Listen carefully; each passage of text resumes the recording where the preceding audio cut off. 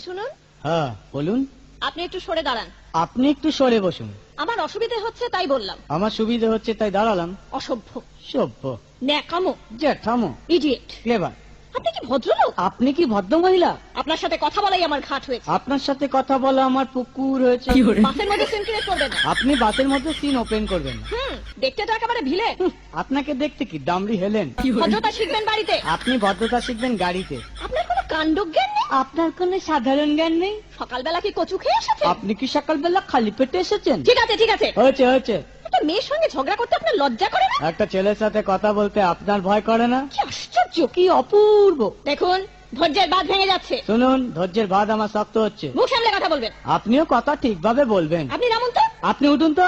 ঝগড়া করা কি আপনার নেশা? ঝগড়া করা কি আপনার পেশা? এই কন্ডাক্টর, বাসটা বাঁধো, আমি সামনের স্টপেজে নেমে যাব। এই যে ম্যাডাম, নেমে তো যাচ্ছেন, নামটা বলবেন। অসভ্য। এটা তো আপনার ডাক।